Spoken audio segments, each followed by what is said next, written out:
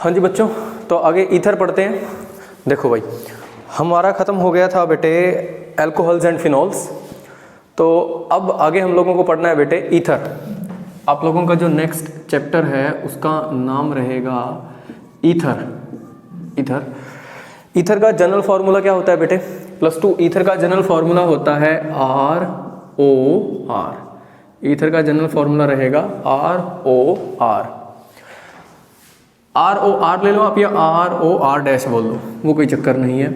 अगर मैं कहता हूँ कि R डैश के बराबर है, ये भी सिचुएशन हो सकती है, और R डैश के बराबर नहीं भी हो सकता। R डैश दोनों सेम भी हो सकते हैं, और R डैश दोनों सेम नहीं भी हो सकते। तो फॉर एग्जांपल अगर मैं बोलता हूँ यहाँ पे, और जो बेटे R है और R डैश हैं, दोनों ही एल्काइल ग्रुप भी हो सकते हैं, और कोई एराइल ग्रुप भी हो सकता है। एल्काइल भी हो सकता है बेटे, और एराइल ग्रुप भी हो सकता है। और एल्काइल और एराइल में डिफरेंस आप लोग बहुत अच्छे तरीके से जानते हो। एल्काइल मीन्स टू से ethyl, methyl, ethyl, propyl, butyl, pentyl, hexyl जो भी है। और एराइल आप लोग जानते हो बेटे क्या होगा? कोई भी फिनाइल रिंग की बात करूंगा मैं।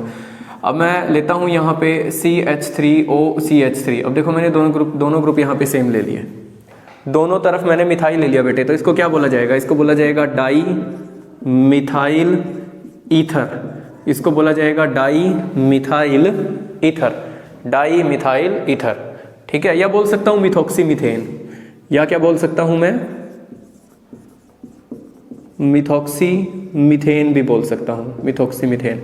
अगर मैं दोनों ग्रुप अलग अलग ले लेता हूं, एक एग्जांपल और बताता हूं बेटे। देखो CH3OC2H5, एक तरफ मैंने मिथाइल ले लिया बेटे, दूसरी तरफ मैंने लिया इथाइल ग्रुप। एक तरफ लिया मिथाइल और दूसरी तरफ ले रहा हूं मैं इथाइल ग्रुप। अल्फाबेटिकल ऑर्डर के हिसाब से देखो बेटे, अल्फाबेटिकल ऑर्डर के हिसाब से देखो, ई पहले आएगा या एम पहले आएगा? ई पहले आता है अल्फाबेटिकल ऑर्डर में, तो पहले क्या लिखा जाएगा बेटे? पहले इथाइल लिखा जाएगा, ethyl, then methyl, ethyl methyl ether, ethyl methyl ether. ठीक है बेटे, तो ये हो गए आपके ईथर के कुछ एक एग्जांपल। एरोमेटिक भी ले लो, एरोमेटिक ईथर की बात कर लेता हूं। देखो मैं, अगर मैं कहता हूं कि मान लो ये लिखा मैंने, मैंने ये एक तरफ ले लिया बेटे C6H5O, और दूसरी तरफ ले लिया CH3। इसको मैं बेटे ऐसे भी लिख सकता हूं, देखो जरा ध्यान से। ये बेंजीन रिंग लगाई मैंने, और बेंजीन रिंग के ऊपर लगा दिया OCH3। अच्छा, ये क्या है? इस ग्रुप को बोला जाएगा फिनाइल, इस ग्रुप को नाम दिया जाएगा फिनाइल। और इस ग्रुप को आप जानते हैं, इसको बोला जाता है मिथाइल। इस ग्रुप को बोला जाता है मिथाइल, और इस ग्रुप को बोला जाता है बेटे फिनाइल। तो अल्फाबेटिकल ऑर्डर में देखो, पहले M आता है या पहले P आता है? पहले M आएगा या पहले P आएगा? तो इसका नाम होगा methyl phenyl ether, methyl phenyl ether. ठीक है, या इसका एक कॉमन नेम भी होगा बेटे, एनीसोल भी बोल सकता हूँ इसको मैं, एनीसोल। इसका कॉमन नेम क्या रहेगा बेटे? एनीसोल। ठीक है, तो ये कुछ एक एग्जांपल है ईथर के, ये आप लोगों को पता भी होंगे बेटे। तो हम लोग मेन जो आगे इसकी रिएक्शंस हैं वहाँ पे चलते हैं। सबसे पहले हम लोगों को पढ़नी है ईथर की preparation. First of all we are going to discuss about the preparation of ether. पहले ईथर की प्रिपरेशन पढ़ते हैं, उसके बाद हम लोग पढ़ते हैं ईथर की केमिकल प्रॉपर्टीज। तो पहले बात करते हैं बेटे ईथर की प्रिपरेशन की। लो जी, सबसे पहले लिखेंगे हम लोग प्रिपरेशन। चलो, प्रिपरेशन की जितनी रिएक्शंस हैं मैं पहले एक बार आपको एक साथ बता देता हूँ। देखो, प्रिपरेशन में हम लोगों को कौन कौन सी रिएक्शंस पढ़नी है। प्रिपरेशन ऑफ ईथर में हम लोगों को क्या क्या पढ़ना है? प्रिपरेशन ऑफ ईथर में हम लोगों को पढ़ना है बेटे, मेनली दो ही रिएक्शन पढ़ेंगे बेटे हम लोग, मेनली दो ही रिएक्शन पढ़ेंगे। एक तो पढ़नी है हम लोगों को dehydration of alcohols, dehydration of alcohols, alcohols की डिहाइड्रेशन पढ़नी है। डिहाइड्रेशन ऑफ एल्कोहल्स, ये विजिबल है यहाँ पे आप लोगों को। देखो, डिहाइड्रेशन ऑफ एल्कोहल्स। और दूसरा बेटे नेक्स्ट आप लोगों को पढ़ना होगा विलियमसन्स सिंथेसिस, विलियमसन्स सिंथेसिस। ये दो मेन रिएक्शंस हैं बेटे आप लोगों को जो ईथर की प्रिपरेशन के लिए पढ़नी है। दोनों ही बहुत इंपॉर्टेंट है, पेपर में पूछी जाती हैं बेटे दोनों ही रिएक्शन। जरा यहाँ से देखो एक बार, डिहाइड्रेशन ऑफ अल्कोहल आप लोग पहले भी पढ़ चुके हो और मैंने आप लोगों को बताया हुआ है कि अगर अल्कोहल का डिहाइड्रेशन करता हूँ, अल्कोहल का डिहाइड्रेशन करता हूँ तो वहाँ से बनती है एल्कीन।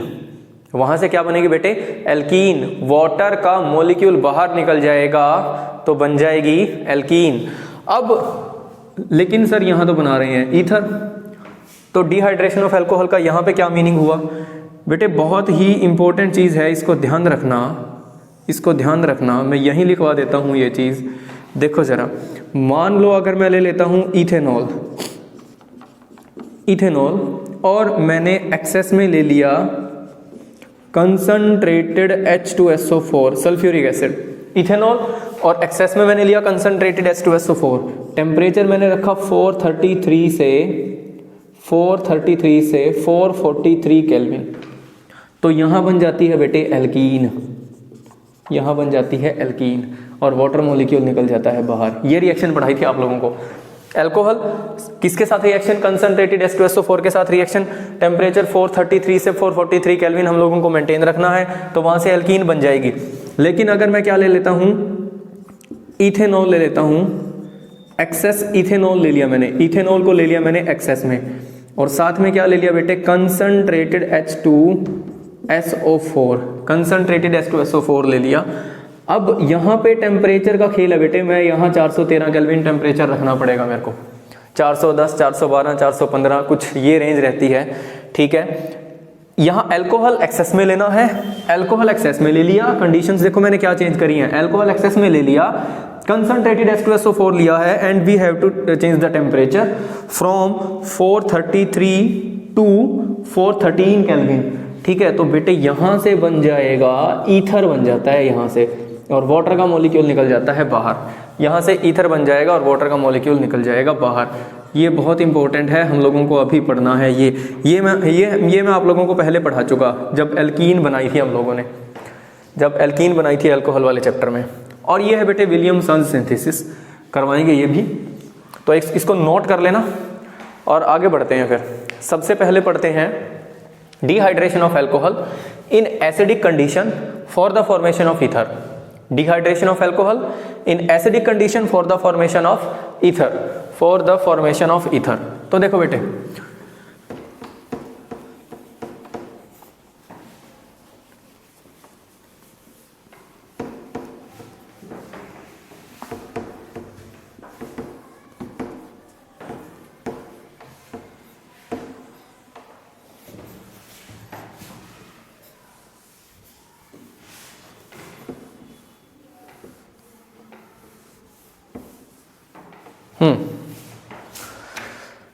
तो लो भाई, हम लोग पढ़ रहे हैं dehydration of alcohols, dehydration of alcohols for the formation of ether. Ether बनाने के लिए अल्कोहल्स का डिहाइड्रेशन कर रहे हैं। रिएक्शन कैसे होगी? बड़ी सिंपल सी रिएक्शन है, मैं लिख देता हूं। फॉर एग्जांपल मैंने इथेनॉल ले लिया, CH3 CH2OH, एरो के ऊपर बेटे यहां पे लिख दिया कंसंट्रेटेड H2SO4 और टेम्परेचर लिया मैंने 413 केल्विन, 413 केल्विन। तो बेटे यहाँ से ये कन्वर्ट हो जाता है ईथर में। ईथर क्या बनेगा? CH3 CH2CH3। देखो एक बार सीधा बताता हूँ कि कैसे प्रोडक्ट लिखना है आप लोगों को। सबसे पहले होगा क्या, ये मान लो मैं दो मॉलिक्यूल्स को कंबाइन करके एक वाटर का मॉलिक्यूल बाहर निकाल देता हूँ, कुछ इस तरीके से काम होगा। यूं, ये देखो ये वाटर का मॉलिक्यूल बाहर निकल जाएगा, तो CH3 CH2O और उसके साथ कंबाइन करेगा CH2 CH3 उसके साथ कंबाइन करेगा CH2 CH3। तो यहां से बन जाएगा ईथर, और इस ईथर का नाम क्या होगा? Di ethyl ether. इसका नाम रहेगा बेटे di ethyl ether, di ethyl ether. अब देखो मैं इसका मैकेनिज्म पढ़ाता हूँ आप लोगों को, इसका मैकेनिज्म पढ़ाता हूँ, कैसे रिएक्शन होगी, कैसे क्या होगा। इसका मैकेनिज्म आप लोगों के सिलेबस में है बेटे, और बहुत ही इंपॉर्टेंट मैकेनिज्म है, तो इसको नोट कर लो और आगे लिखो mechanism of dehydration of alcohol for the formation of ether, dehydration of alcohol for the formation of ether, इसका मैकेनिज्म लिखो। लो भाई देखो मैकेनिज्म कैसे लिखा जाएगा।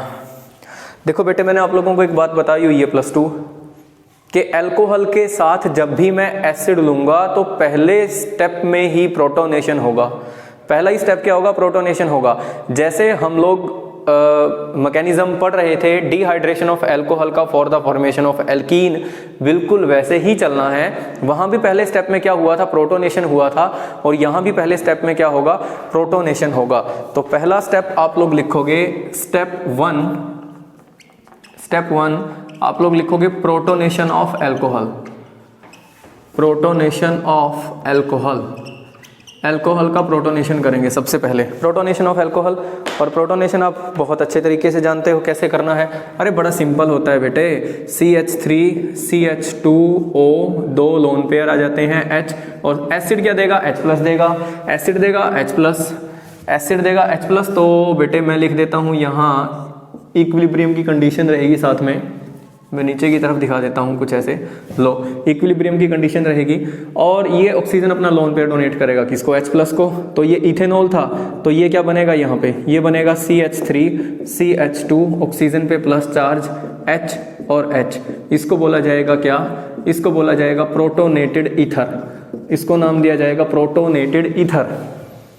ठीक है जी बच्चों, sorry protonated alcohol, sorry protonated alcohol not ether, very sorry, protonated alcohol. उसके बाद बेटे मैं लिखता हूं सेकंड स्टेप सेकंड। अब मेरी बात को जरा ध्यान से सुनो। स्टेप सेकंड में क्या होगा? स्टेप सेकंड में बेटे न्यूक्लियोफाइल अटैक करेगा। अब न्यूक्लियोफाइल कहाँ अटैक करेगा? जब भी ऑक्सीजन पे पॉजिटिव चार्ज आएगा तो ऑक्सीजन की इलेक्ट्रोनेगेटिविटी और भी ज्यादा बढ़ जाएगी, तो ऑक्सीजन और कार्बन का बॉन्ड टूटेगा।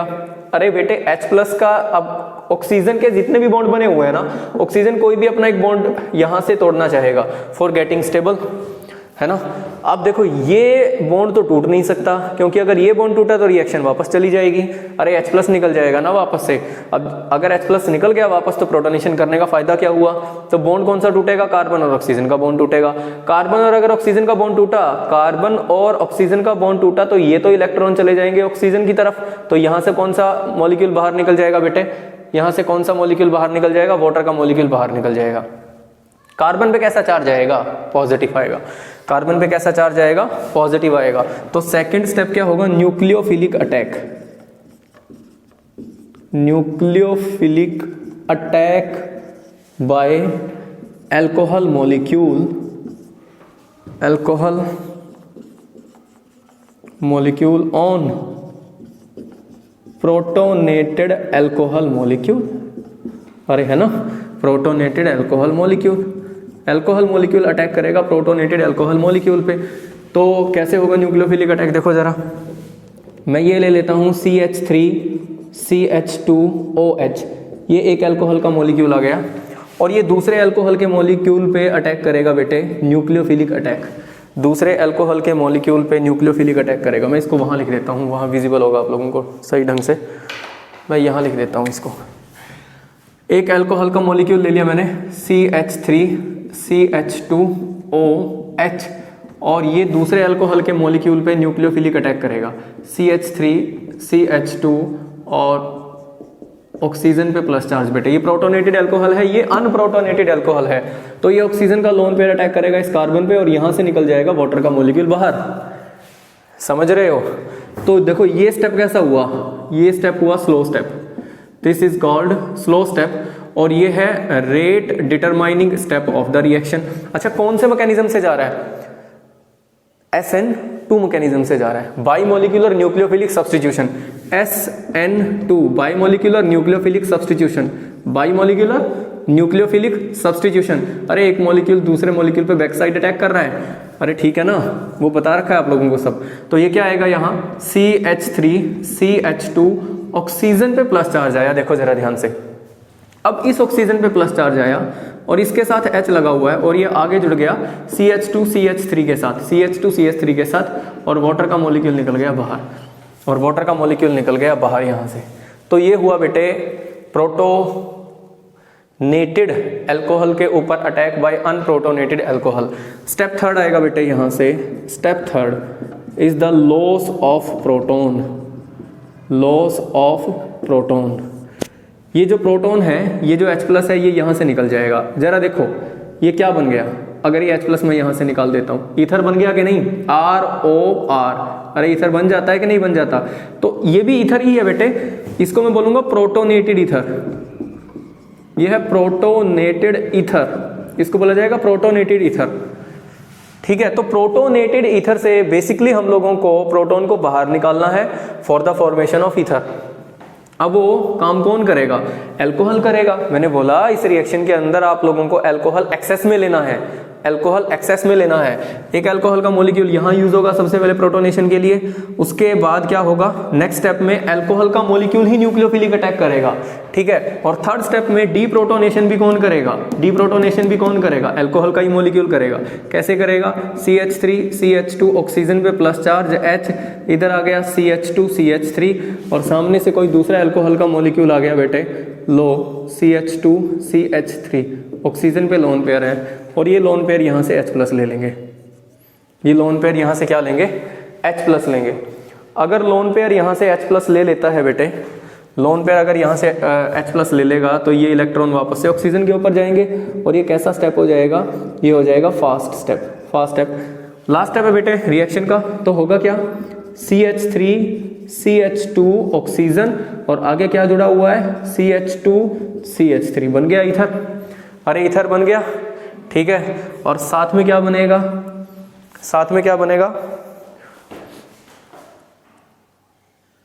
ईथर बन गया बेटे देखो, और साथ में क्या बनेगा, यहाँ से साथ में बनेगा protonated alcohol, protonated alcohol CH3 CH2 oxygen पे प्लस चार्ज H और CH3 प्रोटोनेटेड अल्कोहल, साथ में बनेगा ये प्रोटोनेटेड अल्कोहल। और ये प्रोटोनेटेड अल्कोहल दोबारा से आगे रिएक्शन में पार्टिसिपेट करता रहेगा, इस प्रोटोनेटेड अल्कोहल के ऊपर दोबारा से अटैक होता रहेगा अनप्रोटोनेटेड अल्कोहल का, और इस तरीके से रिएक्शन चलती रहेगी और ये बन जाएगा आप लोगों का ईथर, ये बन जाएगा आप लोगों का ईथर। तो इसको कर लो नोट, बहुत सिंपल सा मैकेनिज्म है और बहुत आसान है बेटे।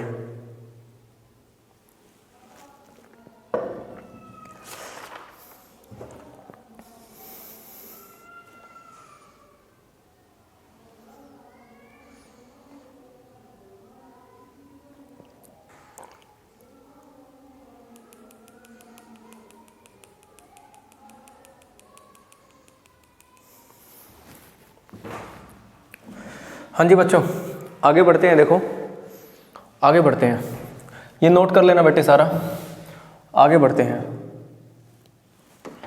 चलो ठीक है, इसकी ज़रूरत पड़ेगी मेरे को भी। एक छोटी सी बात आप लोगों को और बतानी है इसमें, जो पेपर में कई बार पूछ ली जाती है, पेपर में कई बार पूछी जाती है। एक छोटी सी बात और है यहाँ पे, वो भी देखो आप लोग क्या है, क्या कहना चाह रहा है ये कहना चाह रहा है कि देखो अभी मैंने अल्कोहल कौन सा लिया था, 1 डिग्री 2 डिग्री या 3 डिग्री, अल्कोहल कौन सा लिया हुआ था, 1 डिग्री लिया हुआ था।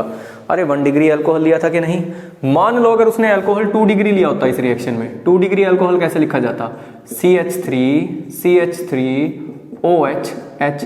अरे आइसोप्रोपाइल अल्कोहल ना, इसका नाम क्या है, isopropyl alcohol, isopropyl alcohol, isopropyl alcohol अगर मैंने ले लिया तो जरा सोचो, जब इसका फर्स्ट स्टेप यहाँ पे होगा और यहाँ होगा प्रोटोनेशन, ऑक्सीजन का ये प्रोटोनेशन हुआ, तो देखो पॉसिबिलिटी क्या है, पॉसिबिलिटी क्या है कि यहाँ से कार्बोकेटाइन बन सकता है, यहाँ से कार्बोकेटाइन बन सकता है, कार्बोकेटाइन यहाँ से भी बन जाता, अरे कार्बोकेटाइन यहाँ से भी बन जाता, लेकिन 1 डिग्री कार्बोकेटाइन बनता बेटा यहाँ से, और यहाँ से कार्बोकेटाइन कितने डिग्री बनेगा, यहाँ से कार्बोकेटाइन बनेगा 2 डिग्री, यहाँ आएगा इसके साथ CH3, यहाँ भी क्या आएगा CH3 और यहाँ आएगा H, यहाँ से बनेगा 2 डिग्री कार्बोकेटाइन।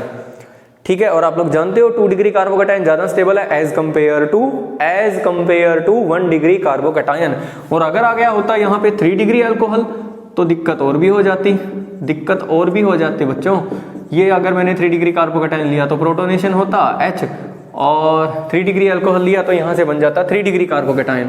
3 डिग्री कार्बोकेटाइन कैसे लिखा जाता है, कार्बन पे प्लस चार्ज CH3 और CH3, ये आ गया 3 डिग्री कार्बोकेटाइन। ये 2 डिग्री कार्बोकेटाइन और ये है 3 डिग्री कार्बोकेटाइन। कौन सा ज़्यादा स्टेबल है, कौन सा ज़्यादा स्टेबल है, स्टेबल है ज़्यादा 3 डिग्री कार्बोकेटाइन, 3 डिग्री कार्बोकेटाइन। और जहाँ कार्बोकेटाइन फॉर्मेशन होता है ना बेटे, वहाँ पे फिर ईथर नहीं बनेगा, वहाँ बनती है एल्कीन। वहाँ क्या बनेगी, एल्कीन बनेगी, वहाँ एल्कीन बनेगी बेटे। एल्कीन कैसे बनेगी, ये यहाँ से CH2 डबल बॉन्ड, एक H+ निकल जाएगा, वो आप लोगों को मैकेनिज्म सब बताया हुआ है। और यहाँ भी क्या बनेगा, CH2 डबल बॉन्ड, एल्कीन बनती है। यहाँ मेजर प्रोडक्ट एल्कीन बनेगा इस रिएक्शन में। अगर मैं H+ की कंडीशन में ये रिएक्शन करवा देता हूँ तो मेजर प्रोडक्ट तो यहाँ पे एल्कीन बनेगा, और माइनर प्रोडक्ट यहाँ क्या बनेगा, माइनर प्रोडक्ट यहाँ ईथर बनता है। ईथर कैसे लिखा जाएगा, CH3CH3HO, लो ईथर बनेगा, लेकिन ईथर क्या बनेगा, माइनर बनेगा। और एल्कीन क्या बनेगा बेटे, एल्कीन बनेगा मेजर, एल्कीन बनेगा मेजर। और यहाँ पे भी एल्कीन मेजर बनेगा और ईथर बनेगा, लेकिन ईथर क्या बनेगा, माइनर बनेगा। अगर 2 डिग्री और 3 डिग्री अल्कोहल लेता हूँ मैं इस रिएक्शन में तो, और अगर मैंने लिया प्राइमरी अल्कोहल तो सीधी सी बात है, प्राइमरी अल्कोहल में बैक साइड अटैक पॉसिबल है। SN2 मैकेनिज्म में आसानी से चला जाता है प्राइमरी अल्कोहल, तो वहाँ बैक साइड अटैक हो जाएगा। और अगर बैक साइड अटैक हो जाएगा बेटे तो वहाँ ईथर ज़्यादा बनेगा, इसमें ईथर ज़्यादा बनेगा, एल्कीन कम बनेगी। एल्कीन बनने की पॉसिबिलिटी भी है यहाँ से, लेकिन एल्कीन कम बनती है। जो माइनर बनेगा उसकी मैं बात ही नहीं करूँगा। मेजर क्या बनेगा, ईथर बनेगा। यहाँ मेजर एल्कीन बनेगा, माइनर ईथर बनेगा, ठीक है। और यहाँ भी एल्कीन, तो यहाँ एल्कीन और भी ज़्यादा बनेगी और ईथर बहुत कम बनेगा, ठीक है। तो ये रिएक्शन है, इसको पढ़ना आप लोग, समझना। कोई डाउट हो तो बेटे व्हाट्सएप ग्रुप में भेजना आप लोग।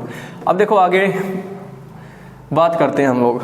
आगे हम लोगों को पढ़नी है विलियमसन सिंथेसिस, वो भी बहुत इंपॉर्टेंट रिएक्शन है।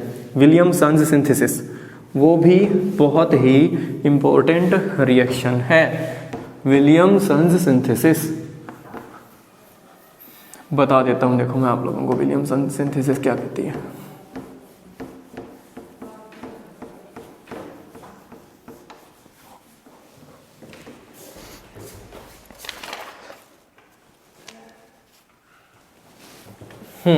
सेकेंड रिएक्शन है प्रिपरेशन की, और इसका नाम है बेटे Williamson synthesis. Williamson synthesis for the preparation of ether. Williamson synthesis reaction किस किस के बीच में होगी, सबसे पहले ये बात कि रिएक्शन किस किस के बीच में होगी। यहाँ पे रिएक्शन होगी सोडियम एल्कोक्साइड, सोडियम एल्कोक्साइड और एल्काइल हैलाइड के बीच में। Sodium alkoxide and alkyl halide. और टेम्परेचर कितना लेना बेटा आप लोगों को, 330 केल्विन। SN2 मैकेनिज्म से जाएगा, SN2 मैकेनिज्म से जाएगा और प्रोडक्ट में ईथर बनेगा, प्रोडक्ट में ईथर बनेगा। सबसे पहले तो एल्काइल हैलाइड तो आप लोग जानते ही होंगे, जैसे मैं लिख देता हूँ मिथाइल क्लोराइड, जैसे मैं लिख बेटे, अब तो ये चीज़ बताने की ज़रूरत आप लोगों को पढ़नी नहीं चाहिए कि एल्काइल हैलाइड क्या होता है। Methyl chloride, ethyl chloride, methyl ethyl propyl और हेलोजन, यहाँ कुछ भी हो सकता है, क्लोरोब्रोमोआइडो, ठीक है। और सोडियम एल्कोक्साइड, सोडियम एल्कोक्साइड क्या होगा, अल्कोहल की रिएक्शन जब मैं सोडियम के साथ करवाता हूँ, अल्कोहल की रिएक्शन जब मैं सोडियम के साथ करवाता हूँ तो O-H+, यहाँ से इस H+ को ये सोडियम प्लस रिप्लेस कर देता है, यहाँ से इस H+ को ये सोडियम प्लस रिप्लेस कर देगा और ये बन जाएगा C2H5O- Na+। तो इसको बोला जाएगा sodium ethoxide, sodium ethoxide, sodium ethoxide. अगर मैंने इथेनॉल लिया है, इथेनॉल की रिएक्शन अगर मैंने सोडियम के साथ करवाई है तो सोडियम इथोक्साइड बन जाएगा। अगर मैंने मीथेनॉल लिया, मीथेनॉल, और मीथेनॉल की रिएक्शन मैंने सोडियम के साथ करी तो क्या बनेगा, सोडियम मिथोक्साइड बन जाएगा। तो इसको बोला जाएगा सोडियम एल्कोक्साइड।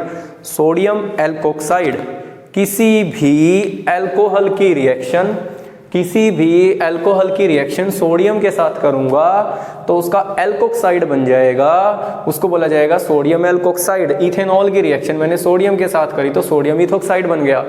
सोडियम मिथेनॉल की रिएक्शन मैंने सोडियम के साथ करी तो बनेगा सोडियम मिथॉक्साइड। मिथॉक्साइड देखो रिएक्शन लिखता हूं, समझो रिएक्शन कैसे होगी। रिएक्शन बड़ी ही सिंपल है बेटे, कुछ भी नहीं है। लो मैं लिखता हूं फॉर एग्जांपल, अब मैंने ले लिया C2H5O Na+, इसको क्या बोला जाएगा, अभी बताया आप लोगों को, सोडियम इथोक्साइड। अब मैं दोबारा नहीं बताने वाला कि ये कैसे बनेगा। अल्कोहल की रिएक्शन सोडियम के साथ करी हुई है, अल्कोहल कौन सा लिया, इथेनॉल लिया है, उसकी रिएक्शन मैंने सोडियम के साथ करी है तो सोडियम इथोक्साइड बन गया। अब मैं आगे क्या करता हूँ बेटे, मैं रिएक्शन करवा देता हूँ। मान लो मैंने रिएक्शन करवा दी C2H5Br के साथ, C2H5Br के साथ, इसको मैं पूरा ओपन करके लिख देता हूँ। अगर यहाँ पे भी कंफ्यूजन हो रहा है आप लोगों को, इसको मैं लिख देता हूँ कैसे, CH3CH2Br like this, del minus and del plus. बहुत अच्छे तरीके से जानते हो आप, एक जगह डेल माइनस आएगा और दूसरी जगह आएगा डेल प्लस, तो ये ऑक्सीजन माइनस पॉजिटिव पे जाके अटैक करेगा और यहाँ से क्या निकल जाएगा, Br माइनस। अरे क्लियर है ना बेटे। Nucleophilic attack, backside attack, SN2 mechanism, bimolecular nucleophilic substitution mechanism, दोनों मॉलिक्यूल इन्वॉल्व होंगे। रेट डिटरमाइनिंग स्टेप के अंदर कौन से मैकेनिज्म से गया, SN2 से गया। टेम्परेचर कितना ले लिया, 330 केल्विन, याद रह जाए तो बढ़िया, नहीं तो डेल्टा लगा देना। ऑक्सीजन माइनस जाके कार्बन प्लस पे अटैक करेगा, यहाँ से Br माइनस निकल जाएगा। Na प्लस और Br माइनस क्या निकलेगा, NaBr, और यहाँ से क्या बन गया, CH3 CH2O CH2 CH3, इसको क्या बोला जाएगा, di ethyl ether. Di ethyl ether symmetrical ether है। कैसा ईथर है, सिमेट्रिकल है। अरे ऑक्सीजन के लेफ्ट साइड में जितने कार्बन हैं उतने ही कार्बन आपको राइट साइड में दिखाई दे रहे होंगे। अरे ऑक्सीजन के इस तरफ जितने कार्बन हैं उतने ही कार्बन दूसरे तरफ दिखाई दे रहे हैं। तो such type of ethers are called symmetrical ethers. Unsymmetrical क्या होगा कि इधर 2 कार्बन है, इधर 1 कार्बन है, मान लो इधर 3 है, इधर 4 है, इधर 3 है, इधर 2 है। अनसिमेट्रिकल इस टाइप से हो जाएगा कि दोनों तरफ different number of carbon atoms हो जाएंगे, ठीक। तो उसको बोला जाएगा अनसिमेट्रिकल ईथर। बना देता हूँ एक अनसिमेट्रिकल भी बना देता हूँ बेटे, देखो वो कैसे बनेगा। आप यहाँ पे ले लो, चलो यही ले लेता हूँ मैं, सोडियम इथोक्साइड ही ले लेता हूँ, सोडियम इथोक्साइड। एक एग्जाम्पल और लिखता हूँ मैं, C2H5O Na+, और इसकी रिएक्शन मैं करवा देता हूँ मिथाइल ब्रोमाइड के साथ, तो डेल माइनस डेल प्लस, और ये यहाँ से बैक साइड अटैक, और यहाँ से निकल गया Br minus, SN2 mechanism heat कर दिया। समझ गए होंगे आप लोग सब कैसे हुआ है।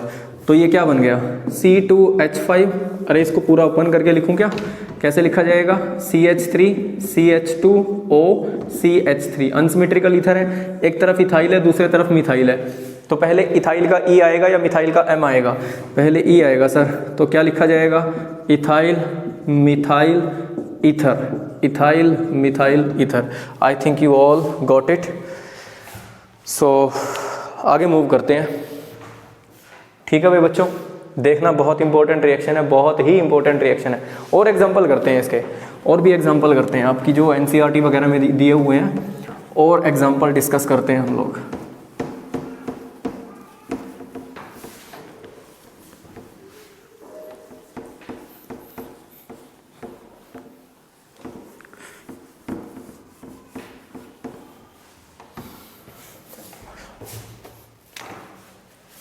लो भाई एक एग्जांपल आ गया, ये देखो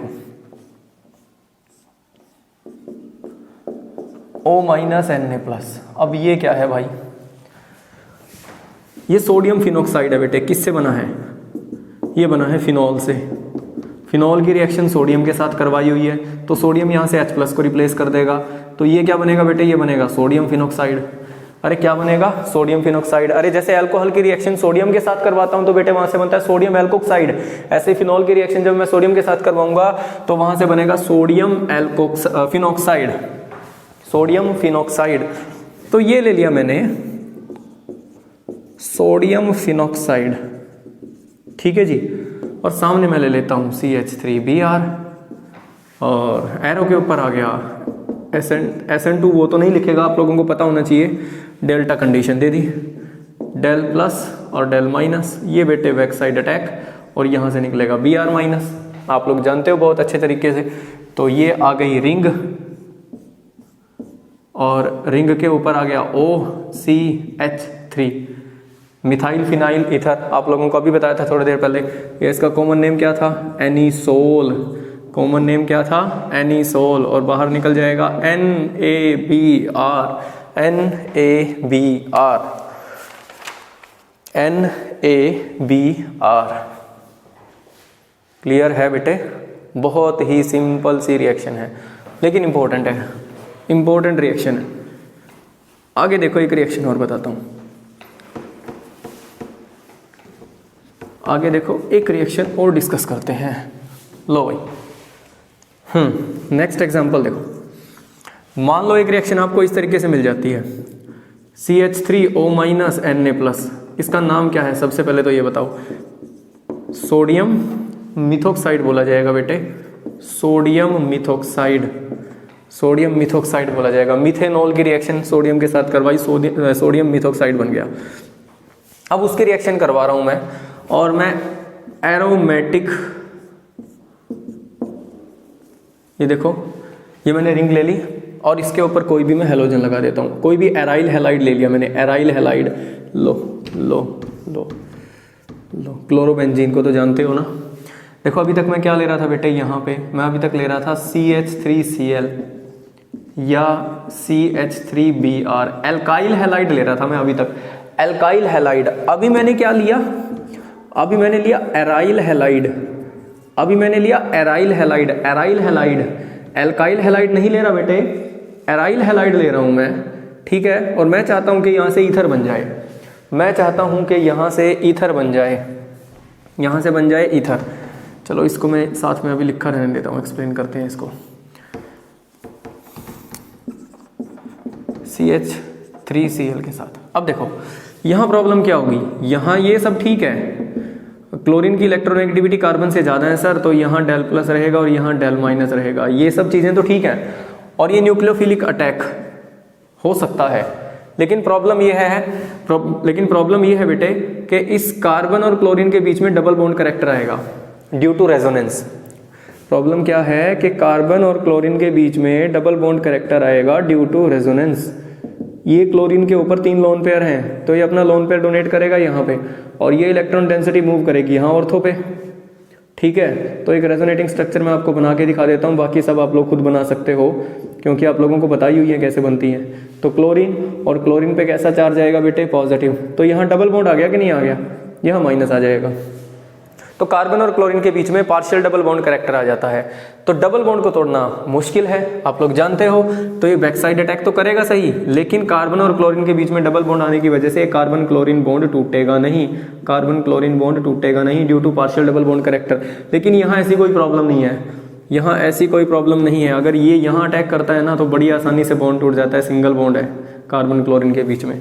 तो यहाँ तो डबल बॉन्ड करेक्टर आने की वजह से बॉन्ड नहीं टूटेगा, यहाँ सिंगल बॉन्ड है तो आसानी से बॉन्ड टूट जाता है, तो यहाँ ईथर बन जाएगा। लेकिन बेटे अगर एराइल हैलाइड आ जाता है at the place of alkyl halide, अगर एल्काइल हैलाइड की जगह पे कोई भी एराइल हैलाइड आ जाता है, एराइल हैलाइड मीन्स टू से क्लोरोबेंजीन, ब्रोमोबेंजीन, कुछ भी आ गया, तो कोई भी एराइल हैलाइड आया, जैसे मैंने यहाँ क्या लिया हुआ है, यहाँ मैंने लिया हुआ है क्लोरोबेंजीन, अकेला कोई बेटे अकेले सिर्फ क्लोरोबेंजीन पे ये बात अप्लाई नहीं होती, चाहे ब्रोमोबेंजीन है, समझ रहे हो। कोई भी एराइल हैलाइड आ गया तो आगे ये कंडीशन आगे हीट कर दिया तो आप लोग लिखोगे नो रिएक्शन, भाई कोई रिएक्शन नहीं होगी, कहीं प्रोडक्ट बना दो।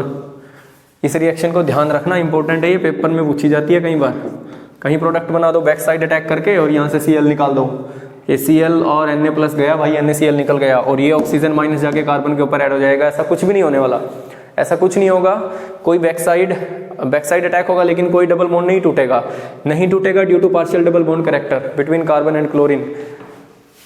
समझ रहे हो, कार्बन और क्लोरीन में पार्शियल डबल बॉन्ड करेक्टर आ जाएगा due to resonance, due to resonance. आगे बढ़ते हैं बेटे, देखो आगे बढ़ा जाए, ठीक। लो अगर मैंने ये लिख दिया तो कोई प्रॉब्लम नहीं होनी चाहिए बेटे, ये अल्कोहल है, कितना है 3 डिग्री अल्कोहल। सोडियम के साथ रिएक्शन करवाता हूँ सबसे पहले। तो अल्कोहल की रिएक्शन सोडियम के साथ करवाने से क्या बनेगा, एल्कोक्साइड बनेगा। क्या बनेगा, एल्कोक्साइड। सोडियम पे ऑक्सीजन पे माइनस चार्ज और सोडियम पे प्लस चार्ज। तो 3 डिग्री अल्कोहल है, ठीक है, तो बन गया सोडियम एल्कोक्साइड। Sodium alkoxide. इस 3 डिग्री अल्कोहल का नाम क्या होगा, 3 डिग्री अल्कोहल का नाम क्या था वैसे इसका, अरे जब यहाँ H था तो इसका नाम क्या था, tertiary butyl alcohol. Tertiary butyl alcohol. और जब यहाँ आ गया सोडियम प्लस तो इसको क्या बोला जाएगा, sodium tertiary butoxide. Sodium tertiary butoxide, sodium tertiary butoxide है। अब इसकी रिएक्शन करवा देता हूं मैं, कोई भी प्रॉब्लम नहीं है, किसी भी अल्काइल हैलाइड के साथ आप इसकी रिएक्शन करवा दो। मैंने करवा दी, मान लो CH3CH2Br के साथ रिएक्शन करवा दी।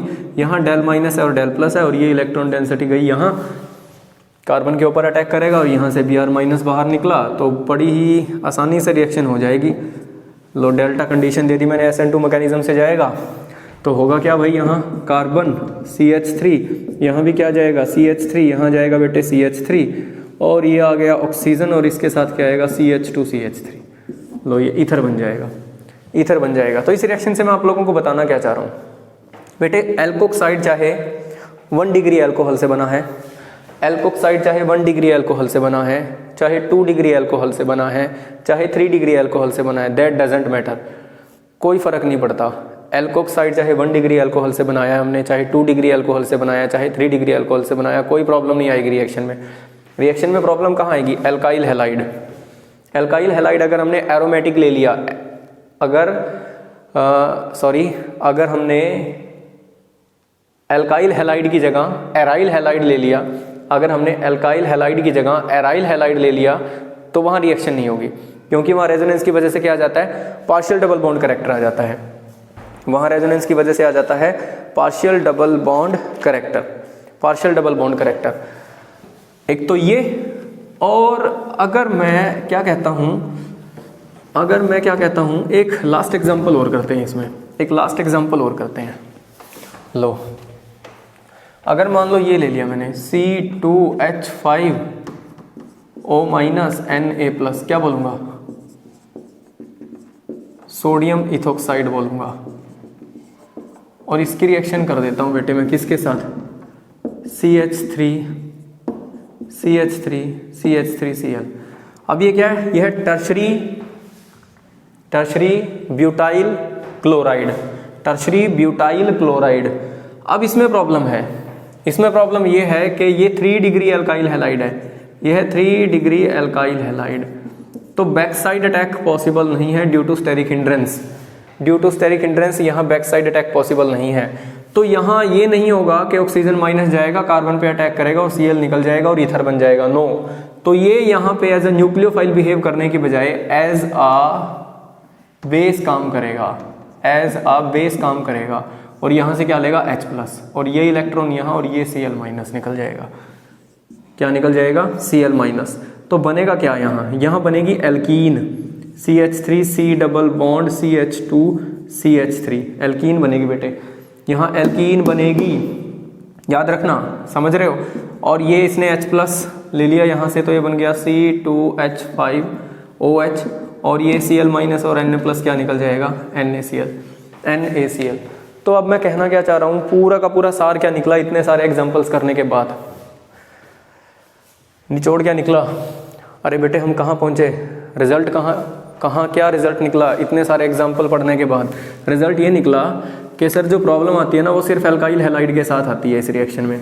एल्काइल हैलाइड मेरे को क्या लेना है, अगर मैं एल्काइल हैलाइड प्राइमरी ले लेता हूँ, अगर मैं एल्काइल हैलाइड ले लेता हूँ प्राइमरी, तो रिएक्शन बड़ी आसानी से हो जाएगी, कोई प्रॉब्लम ही नहीं है, ठीक है। जैसे फॉर एग्जांपल मैंने ले लिया CH3CH2Cl ले लिया, बड़ी आसानी से हो जाएगी। मैंने ले लिया CH3Br, बड़ी आसानी से हो जाएगी। लेकिन अगर 2 डिग्री और 3 डिग्री अल्काइल हैलाइड लेता हूँ, 2 डिग्री और 3 डिग्री अल्काइल हैलाइड, तो बैक साइड से अटैक करने में दिक्कत आएगी। 2 डिग्री और 3 डिग्री अल्काइल हैलाइड लेता हूँ, ये जैसे 3 डिग्री का एग्जाम्पल लिखा हुआ है। अगर मैंने लिया 3 डिग्री अल्काइल हैलाइड, ठीक है, अगर मैंने इस रिएक्शन में लिया 3 डिग्री अल्काइल हैलाइड, ठीक है, इनके साथ रिएक्शन हो जाएगी, इसके साथ भी हो जाएगी, इसके साथ ईथर नहीं बनेगा, इसके साथ ईथर, नो ईथर फॉर्मेशन, इस रिएक्शन में इसके साथ ईथर नहीं बनेगा। 3 डिग्री अल्काइल हैलाइड के साथ इस रिएक्शन में ईथर नहीं बनेगा, बल्कि क्या बनेगा, ये आप लोगों के सामने बनाया हुआ है, क्या बनेगा, एल्कीन बन जाएगी, क्योंकि बैक साइड अटैक पॉसिबल नहीं है। एल्कीन फॉर्मेशन हो जाएगा। अरे एलिमिनेशन रिएक्शन हो गई है बेसिकली यहाँ पे, अब सब्स्टिट्यूशन होने की बजाय, तो यहाँ एल्कीन फॉर्मेशन हो जाएगा। ठीक, एक चीज़ और बेटे, हम लोगों ने एक चीज़ और डिस्कस करी थी यहाँ, कि जो हम यहाँ पे हैलाइड ले रहे हैं, एल्काइल के बजाय अगर मैं एराइल ले लेता हूँ तो भी प्रॉब्लम है। अगर मैंने क्लोरोबेंजीन ले लिया, ब्रोमोबेंजीन ले लिया तो भी प्रॉब्लम है, इसके साथ भी रिएक्शन नहीं होगी। एराइल हैलाइड के साथ रिएक्शन नहीं होगी। जैसे एराइल क्लोराइड ले लिया मैंने यहाँ पे, एराइल क्लोराइड ले लिया, ठीक है। एराइल भी क्या है बेटे, अरे फिनाइल क्लोराइड है, या मैं सीधा बोल देता हूँ क्या ले लिया, क्लोरोबेंजीन ले लिया, तो इसके साथ भी रिएक्शन नहीं होगी। क्लोरोबेंजीन है, ब्रोमोबेंजीन है, अगर मैंने यहाँ क्लोरोबेंजीन या ब्रोमोबेंजीन ले लिया, आयोडोबेंजीन ले लिया, उनके साथ रिएक्शन नहीं होगी, ठीक है। अगर मैं 1 डिग्री अल्काइल हैलाइड लेता हूँ तो बड़ी आसानी से रिएक्शन हो जाती है। 2 डिग्री और 3 डिग्री अल्काइल हैलाइड के साथ एल्कीन फॉर्मेशन होता है, ईथर नहीं बनता, ईथर बहुत कम बनता है लेकिन बहुत कम बनता है, तो हम उसको काउंट ही नहीं करते, तो हम ये बोलते हैं कि वहाँ ईथर फॉर्मेशन होगा ही नहीं। बेसिकली वहाँ क्या बनेगी, एल्कीन बनेगी, ठीक है। तो ये बड़े इंपॉर्टेंट पार्ट हैं इस रिएक्शन के, याद रखना, बहुत इंपॉर्टेंट चीज़ें हैं इस रिएक्शन की। और एल्कोक्साइड आप चाहे 1 डिग्री अल्कोहल से बनाओ, चाहे 2 डिग्री अल्कोहल से बनाओ, चाहे 3 डिग्री अल्कोहल से बनाओ, तो कोई प्रॉब्लम ही नहीं है। एल्कोक्साइड आप चाहे किसी भी अल्कोहल से बनाओ, ठीक है बेटे। तो ये थी हमारी ईथर की प्रिपरेशन। नेक्स्ट वीडियो में मैं आप लोगों के साथ डिस्कस करूंगा ईथर की केमिकल प्रॉपर्टीज़, और उसके बाद आगे पढ़ेंगे हम लोग एल्डिहाइड्स एंड कीटोन्स। ठीक है बच्चों, पढ़ते रहो और टाइम ख़राब ना करो।